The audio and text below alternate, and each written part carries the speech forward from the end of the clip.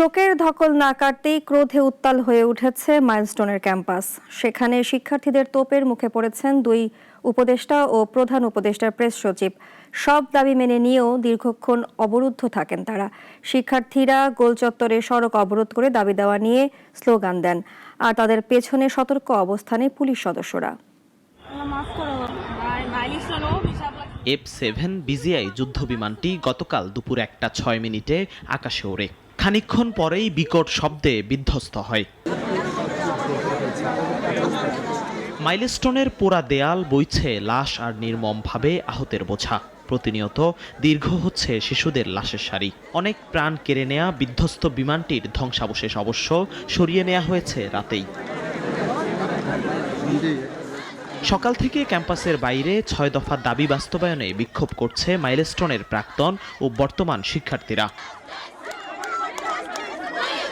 প্রকাশিত সরকারি বিবৃতি মিথ্যা দাবি করে নিহত ও আহতের সঠিক সংখ্যা প্রকাশের দাবি তাদের। রয়েছে শিক্ষকদের সঙ্গে অসদাচরণে নিঃশর্ত ক্ষমা, ক্ষতিপূরণ প্রদান, ঝুঁকিপূর্ণ প্লেন বাতিল আর প্রশিক্ষণ পদ্ধতি সংস্কারের দাবি। কিছু প্রশ্ন আছে আমাদের, যেটা আমরা আমাদের সরকার, আমাদের বাহিনী তাদের কাছ থেকে জানতে চাই। আমি তো বললাম তো লাঠিচার্জ করা হয়েছে আমাদের উপরে কেন লাঠিচার্জ করা হবে? আমাদের শিক্ষার্থীদের উপর হাত তুলেছে। কেন হাত তুলবে? একজন সেনাবাহিনী কেন শিক্ষক উপরে হাত তুলবে? শিক্ষক সবার মা বাবার পরে স্থান, কেন আমাদের সবাই সম্মান করতে হবে? জানালার কাছ থেকে দেখতে পারতেছি যে বিমানটা বাচ্চাদের বিল্ডিং এর উপর পড়ছে। বাচ্চারা আগুনের ভিতর দিয়ে দৌড়াইতেছে। আমার বাসার সামনে 5টা বাচ্চা মারা গেছে।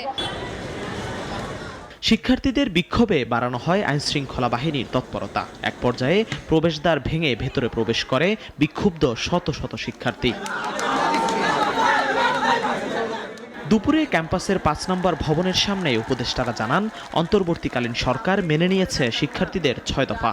এরই মধ্যে অবরুদ্ধ করা হয় শিক্ষা উপদেষ্টা, আইন উপদেষ্টা ও প্রধান উপদেষ্টার প্রেস সচিবকে। আইনশৃঙ্খলা বাহিনী ও গণমাধ্যম কর্মীদের উপর নিক্ষেপ করে ইটপাটকেল। প্রায় 3 ঘন্টার বেশি সময় অবরুদ্ধ থাকার পরে মাইলস্টোনের ক্যাম্পাসে আসে আরও কয়েক প্লাটুন পুলিশ। পরে বিশেষ নিরাপত্তায় বের হয়ে আসে উপদেষ্টারা। তবে ফের ক্যাম্পাসের বাইরে ভুয়া স্লোগানে আটকে দেয় আন্দোলনরত শিক্ষার্থীরা।